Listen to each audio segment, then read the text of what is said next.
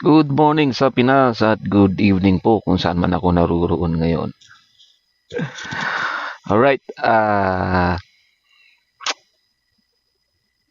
Samutsari ano? It's been a long while na nagpo-post ako about issue ng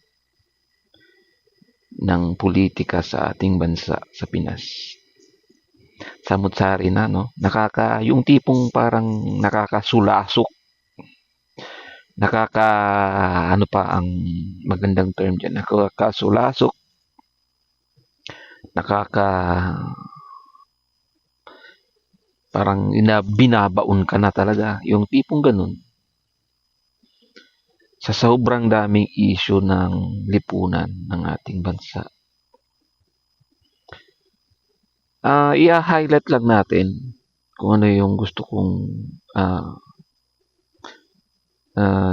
i-discuss, kung ano yung nagiging reaction ko lately. Itong ang daming kahit yung Supreme Court, ang daming nilang ginawang pinagkakaabalahan. Andun yung impeachment, andun yung BICAM, sa Amutsari, kasi hindi lang iisang tao o isang grupo yung nahingi ng ng petition, something like that. I'm not into a position to tackle all these things, but bilang mamamayan, at lalong-lalo na, okay, sabihin ko bilang OFW, of course meron tayong take, hindi lang para sa ating sarili. I am talking about myself. I am talking about kung ano yung karanasan ko, okay? Disclaimer lang po sa iba. This is for my own opinion. This is for my own view. This is my own experience, okay? Kung bakit gusto kong magsalita.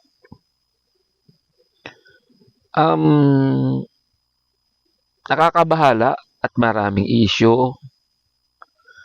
Nandyan yung impeachment, andyan yung corruption na walang tigil, at lantaran, parang masabi ko na lantaran ang bakit. Kasi yung pambabalahura nila kung paano ginastos yung pera ng taong bayan. Atin yan. Kaya hindi tayo dapat na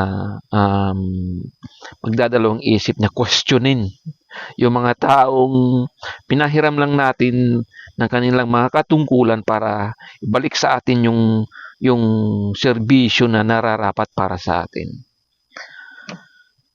Yun nga, unang-una, gusto ko lang i-tackle or i-discuss, magkaroon ng reaction about itong kriminalidad. Kung bakit inuuna ko ito bilang ama, padre de pamilya na malayo sa pamilya. Sinasabi ko nga doon sa isang post ko na nakawin nyo na lahat. Nakawin nyo na lahat kung ano yung gusto nyong nakawin. I am referring to those people who are in power. Na sige, nakawin nyo na lahat kung ano yung gusto nyong nakawin galing sa taong bayan. Sorry to say this, because my very concern is ito yung nakakabahala, itong criminality. I am talking for myself again, okay? Kasi bilang OFW, kung maalala nyo, kapanahunan ni PRRD, nakikita kasi namin na siya lang yung bukod tanging may pagmamahal malasakit sa aming OFW. Makikita naman natin na kung paano siya very supportive, kung paano siya ipinaglaban niya ang buhay ng aming kapwa OFW. kung bakit ko gustong itakal about yung criminality na talagang sumadsad na sa hindi ko nagugustuhan sa ang dami ng ulat or balita patungkol sa mga batang nawawala tapos mahahagilap na lang one day na wala na patay na meron pang iba na alam niyo yun yung alam mo yun yung RIPE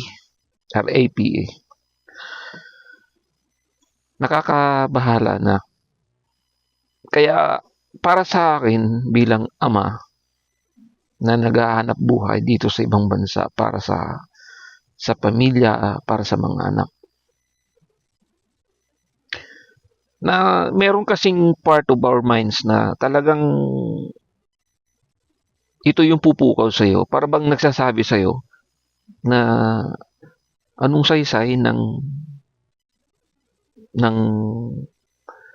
sakripisyo mo, 'di ba?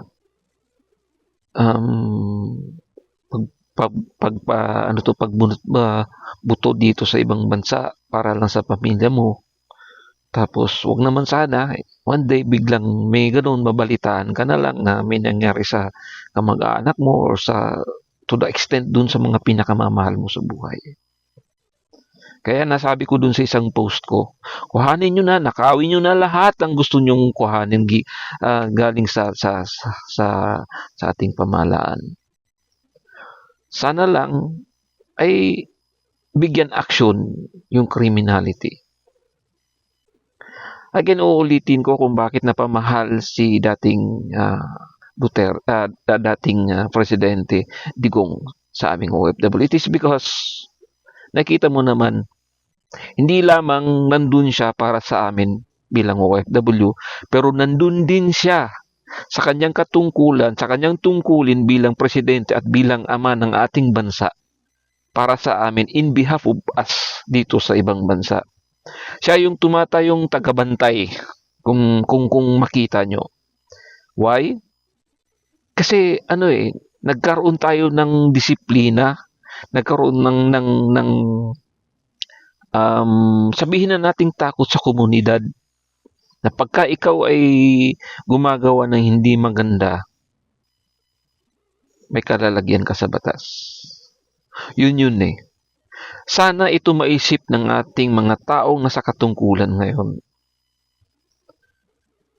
Sad to say, meron pang ibang pulis, isang opisyal nagsabi na na ang paggamit daw ng ganitong bagay o sabihin ko pa ba kung ano yun, yung pinagbabawal na gamot, ay minsan ay kadahilan na lang din sa mga trabaho. For Diyos por Santo, anong klaseng reason meron yan? Di po ba? Unang-una, ang pinagbabawal na gamot is bawal. Kung bakit siya pinagbabawal dahil alam natin kung ano yung magiging consequences, kung ano yung kahinatnan noon kung ikay gumagamit noon. Katulad ng sinabi ni dating President Duterte, hindi lang ito sumisira sa pamilya, sa sarili mong pamilya. Bagkos ito'y mag-cause pa ng danger maging sa kanyang sarili at sa ibang tao. Alam natin yan. Itong mga taong nasa katungkulan, of course, hindi nila, sabihin natin, hindi siguro sila ganun ka-concern. Kasi nga, unang-una, may nakikita po ba tayong mga nasa katungkulan na naglalakad lang dyan sa may kalsada, wala. Meron silang mga sariling sasakyan, meron silang mga sariling mga escort, di po ba? So ano yung magiging saysay para sa kanila? No. Kung ano yung experience natin bilang ordinaryong Pilipino, hindi nila yun experience, hindi nila yun mararanasan. Huwag na tayong magpaka-ipokrito dito. Itong mga statement na sinasabi ko ngayon, itinatapon ko dun sa mga tao na sa katungkulan na walang pakialam kung ano yung dapat para sa amin, para sa atin na mga ordinaryong Pilipino. Masakit, masaklap na 6 years lang yung pwedeng iibahagi sa isang leader na maaring magpapabago sa ating bansa. Maniwala kayo sa hindi, kayo lalo kayong mga nasa katungkulan ngayon. Maniwala kayo sa hindi, tigilan nyo na yung pag-iisip nyo na yung ina-assume nyo na kayo ang tumatayong tinig or boses ng mamamayan. No, stop. Please, pakiusap. Hindi ho kayo ang majority. Alam namin yan. Kaming mga tao nandito sa baba, alam namin kung ano yung karanasan namin dito sa baba. Okay? Hindi ba yung naisip kung bakit minsan itong si dating President Duterte ay nag-aaktong bilang driver ng taxi, yung tipong ganun? Kasi gusto niya ma-experience, hindi lang yung iniisip niyo na yung mga gusto niyang patayin yung mga hold-upper, yung mga ganun, yung mga magnanakaw. No, stop that. Mas malalim doon ang naintindihan namin. Yung pakikibagay, kung ano yung magiging karanasan ng isang tao na nasa baba, na hindi nyo nararanasan ng nyo. Diba? Nakakaano. Ang pinaka-concern ko, ulitin ko, is yung peace and order, kasama na yung criminality, of course. Ano ang saysay ng aming pagsasakripisyo, kahit kayo dyan nasa Pinas, ano ang magiging saysay ng inyong pagsasakripisyo para sa inyong pamilya? Kung one day, di po ba? Madatnan mo na lang na wala na sila. Di po ba? Balik na naman tayo siguro sa paaralan. Kahit sabihin natin, gamitin natin yung, ewan ko kung alam nyo yung Maslow's hierarchy. Doon yun makikita kung saan yung pinaka-basic needs nung tao ay naka-priority as to priority. The first was the basic needs, andun yung pagkain, tubig, oxygen. Kasunod noon is yung clothing, shelter, nandun yung safety, house, kasi nga, di ba? Kahit doon pa lang, magkakaroon ka na ng teorya kung paano mo unahin yung pagpatakbo ng isang pamahalaan. Ito'y saglitan lamang na pag-bibideo ko about this matter. Ayoko sanang gumawa, pero talagang hindi ko na maano eh. Ang daming yung huling napabalita ng isang batang, yun nga, pinutulan pa ng daliri. Nakakaano, na biktima raw ng kidnap and ransom.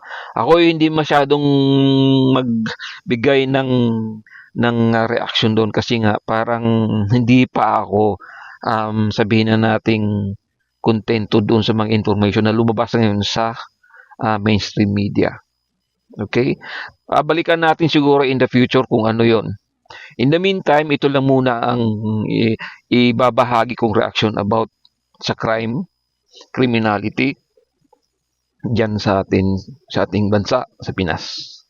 Hopefully, magkakaroon tayo ng medyo mahaba-habang reaksyon sa susunod at pagpipilian ko kung ano yung, of course, it has something to do with us, kung ano yung pagiging, kung paano yung